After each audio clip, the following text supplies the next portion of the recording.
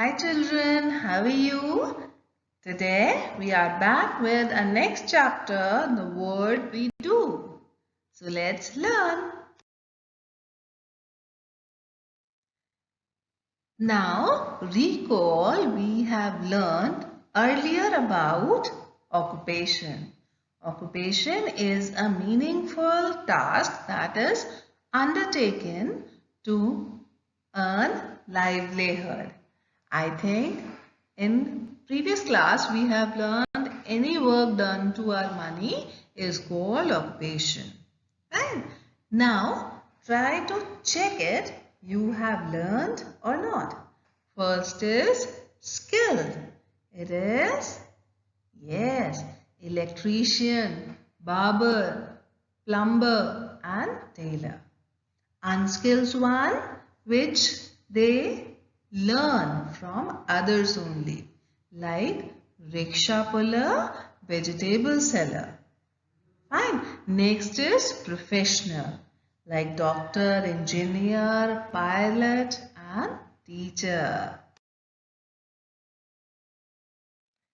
Some of the important terms you should know. First is nomads, a member of people having no permanent home but moving from place to place in search of food or graze livestock. Now next is pastures, land on which the animals graze. Fine. Next is ore. Ore is a natural rock or sediment that contain one or more valuable minerals.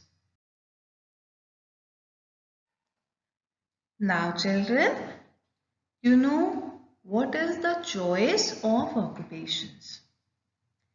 People take up different occupation when they grow up.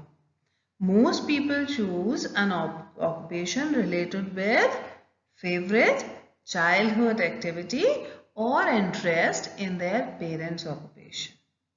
Right? Many people choose an occupation on the basis of special skills they have, like education, qualification or training, like painting, singing, designing or joining the army.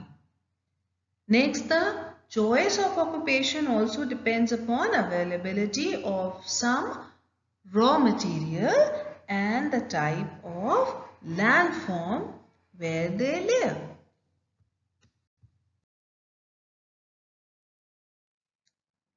In earlier times, farming was the main occupation of people. Many occupations were dependent upon farming, like blacksmith make tools for the farmer and potter make pots for storing grains.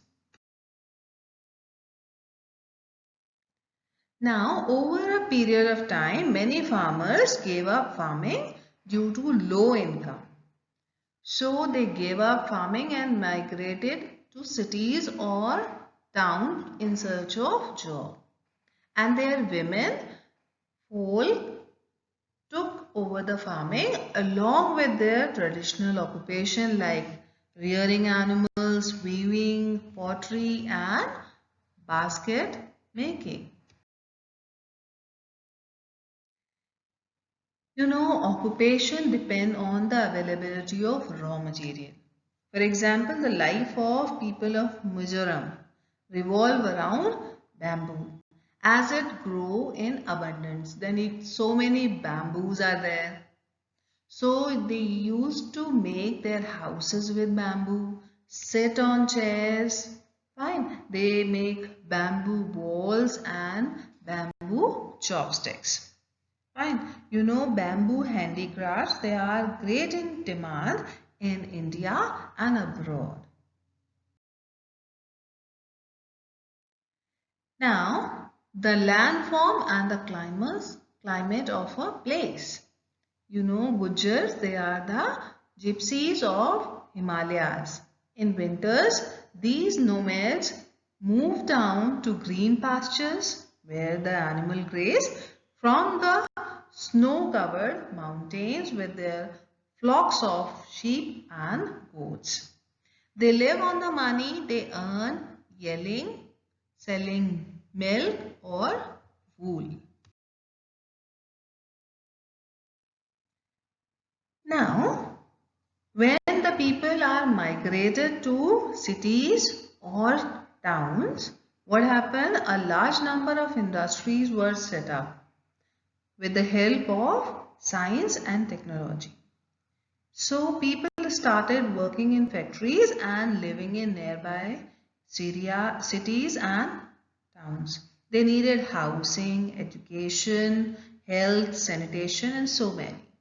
So people of different occupation, they needed some mason, architect, engineers, designers, teachers, doctors, sweepers and so many professions. Dignity of labor. All forms of occupation or jobs that are known as labor. They can be manual or intellectually. Manual labor like mason, carpenter, butcher, sweeper, blacksmith. And intellectual labor like lawyer, doctor, engineer, teacher, scientist and so many. Now, dignity of labor means respect for all type of labor and not considering any job superior to others.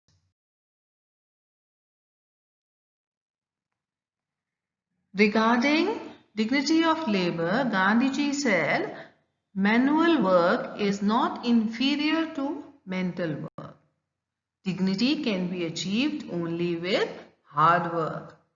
Gandhiji preached dignity of labor in Sabarmati Ashram. The people living in ashram were taught to clean the toilet and surroundings themselves. We should respect all the occupations. So children, I think you have learned this chapter. You have learned about skilled, unskilled and professional occupation. Then you have come to know about why the new occupations are formed and what is dignity of labor. If you have any problem, you can ask me. Thank you.